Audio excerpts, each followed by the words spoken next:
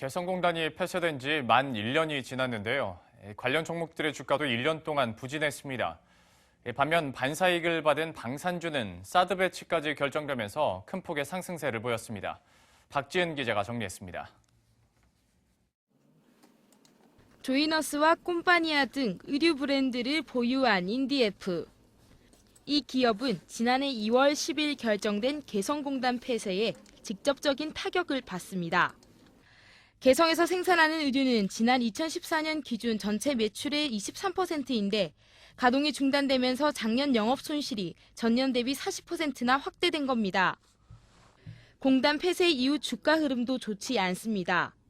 지난해 2월 5일 2,495원의 장을 마친 인디에프는 전날 1,610원까지 떨어지며 35%가 넘는 하락세를 보였습니다.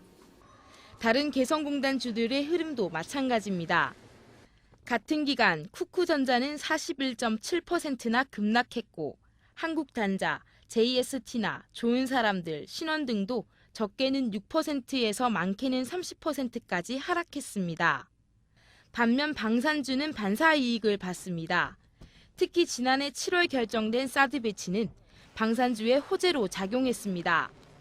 1년간 풍산은 55.7%나 급등했고 포메탈, 빅텍, 하나테크윈, 휴니드 등도 20%나 넘게 주가가 상승했습니다. 개성공단주와 방산주는 올해도 정치적 이슈에 따라 큰 주가 변동을 보일 것으로 예상됩니다. 얼마 전 공식 출범한 미국 트럼프 정부와 올해 치러지는 대선 등은 남북 관계에 큰 영향을 줄 것으로 예상되기 때문입니다. 실제 어제 야권 대선 후보인 문재인 더불어민주당 전 대표가 자신의 페이스북을 통해 개성공단 피해 기업에 대한 보상과 함께 공단 확장에 대한 발언을 공개하자 오늘 관련주들은 급등세를 보이기도 했습니다. 전문가들은 관련주에 대한 변동성이 높을 것으로 예상되는 만큼 더욱더 기업들의 기초 체력에 대한 분석이 필요하다고 말합니다. 정치 이벤트 그리고 정치 테마에 의해서 움직이는 종목들 같은 경우는 실적이 어느 정도 뒷받침되는지 여부를 좀 체크하실 필요가 있겠습니다. 만약에 실적이 뒷받침되지 않는 종목 같은 경우는 심리에 따라서 변동성이 더 극대화될 수 있다는 점을 개성공단주와 방산주의 희비가 올해는 어떻게 바뀔지 투자자들의 관심이 높아지고 있습니다. 머니투데이 방송 박지은입니다.